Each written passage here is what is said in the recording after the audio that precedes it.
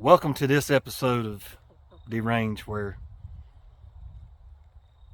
everything is just deranged. I don't know what he's doing. And look, at least put a shirt on. Something that's cold out here, because you're gonna freeze to death.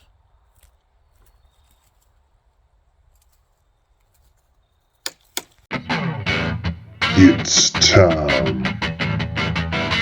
Derange time.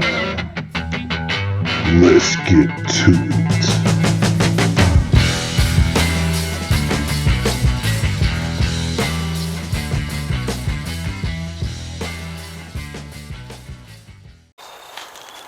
Welcome to this episode of Derange. Today, what we're gonna do, we're gonna be shooting another plate, another body armor. This is a level 3A. Strike face means that's the face you strike it. Either way, you'd wear this in some, in a vest or book bag or whatever you want to wear it, whatever you want to put it in. But either way, we're going to shoot this today again. But what we're going to do this time, if you look in the background, I have some clay. I have some clay in a box, and we're going to put this up against it. And we're going to show you the impact that is made on the back side of this plate. So if you were wearing it, the impact that would happen here. We're going to show you some of the impact that would occur if you were wearing this plate and you did get shot. Even though this plate stops the bullet, we're going to show you on the back side of that how bad it can be.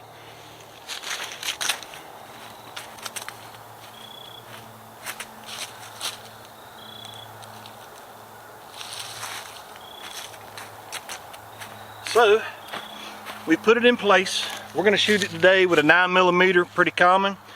I'm just going to crazy it up a little bit and shoot it with a 45 long Colt.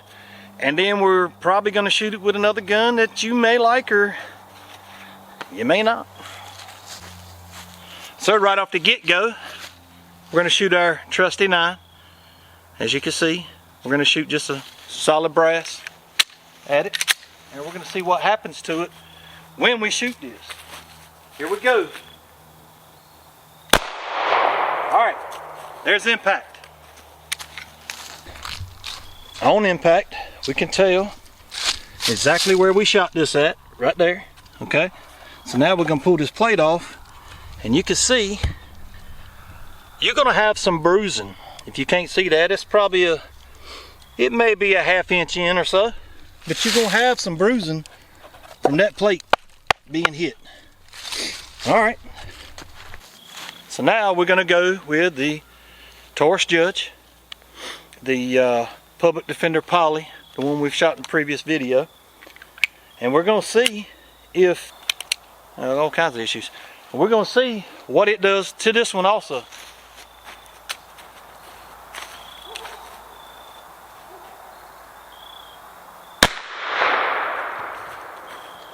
Now, I'll tell you, I was pretty daggum close on that one.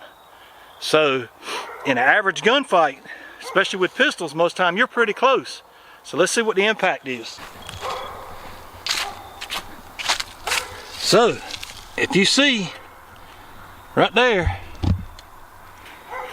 in the F of face, we went way better and deeper. We got a big void here, but let's see what we did. And we left a substantially different depth of a hole. But you can see with the plate there, you can see how it's bulged out, and you can see how that's bulged out.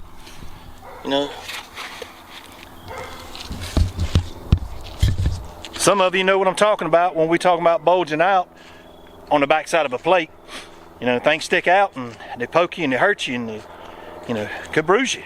So we've got to watch out for that. So the last time I shot one of these plates, I had a request from someone who wanted me to shoot it with one of these.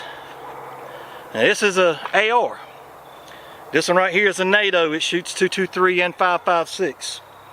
I'm putting a 223 round in it because I know the 5.56 is going to way over penetrate it. Penetration. But when I shoot this one, it's probably going through. But I want you to see the impact that comes on the back side of it when I do shoot it. So here we go.